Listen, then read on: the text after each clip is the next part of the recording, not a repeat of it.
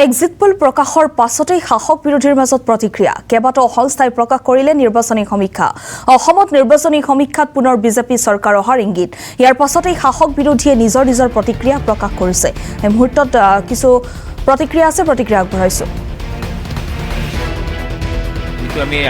যিটো আমাৰ আকাংক্ষা আছিল বা আমি যিটো বিচাৰিছিলোঁ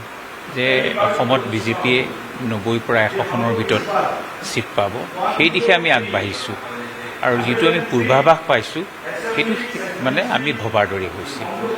আৰু দেৰগাঁৱত আমি বিপুল ভোটত জিকিম সংখ্যাটো মই নকওঁ বাৰু কোৱাটো বৰ উচিত নহ'ব তথাপিও এটা কথা আপোনালোকে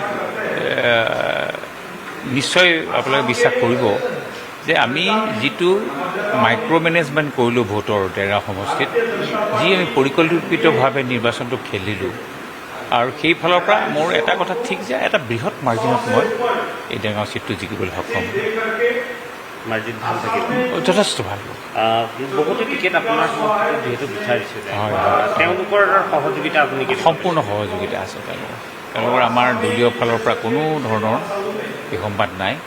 আমাক টিকট দিয়াৰ পিছত মানে সকলো সন্তুষ্ট দেৰগাঁওবাসী সন্তুষ্ট মিত্ৰদল অগপসকলৰ সহযোগিতা আগবাঢ়িছে অগপৰ ক্ষেত্ৰত তেওঁলোকে সহায় কৰিছে বুলি মই ভাবিম যদিও সকলো তেওঁলোকৰ নেতা আমাৰ লগত লাগি বা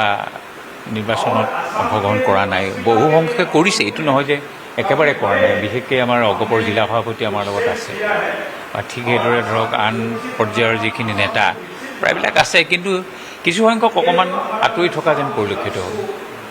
দেৰগাঁও পূৰ্বৰ বিধায়কগৰাকীৰ বিৰুদ্ধে অভিযোগ আছে সমষ্টিত পূৰ্বতে 10 বছৰে কাম নকৰাৰ আৰু বিধানসভাতো বিশেষ মানৱতাৰ অভিযোগ আছিল তেনে প্ৰেক্ষাপটত তাৰ এটা প্ৰভাৱ সমষ্টিত পৰিল নেকি যদিও ডিলিমিটেশ্যনৰ পিছত সমষ্টিটো নতুনকৈ গঠন হ'ল কিন্তু তেনেকুৱা কথাটো নাই তাৰমানে কথাটো এনেকুৱা ধৰণৰ ভৱেন ভৰালী ডাঙৰীয়াই যিমানখিনি পাৰে কৰিলে আৰু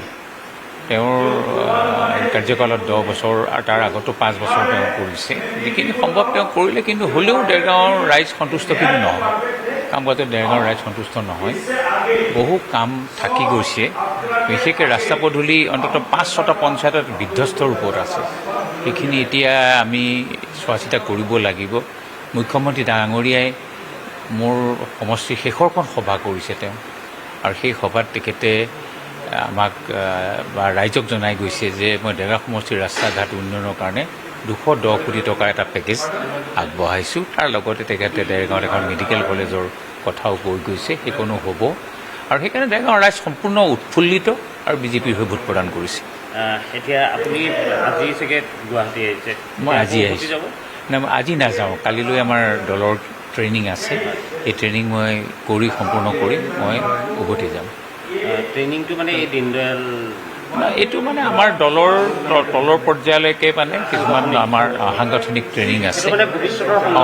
ভৱিষ্যতৰ সংগঠনটো বিল্ড আপ কৰিবৰ কাৰণে আমাৰ ট্ৰেইনিং হ'ব তাকে দলে আমাক সেই তাৰ কাৰণে নিৰ্বাচিত কৰিছে দিলীপ শইকীয়া ডাঙৰীয়াক ধন্যবাদ জনাইছোঁ মানে ইলেকশ্যন গ'ল যদিও পিছত সম্পূৰ্ণ মই এতিয়াও কোনদিন বহা নাই প্ৰতিদিনে ইলেকশ্যনৰ পিছদিনাখনো মই ঘূৰিছোঁ এতিয়া অন্ততঃ মই কালি 52জন হাইস্কুল শিক্ষান্ত পৰীক্ষাৰ উত্তীৰ্ণ ল'ৰা ছোৱালীক সম্বৰ্ধনা জনাইছোঁ 2জন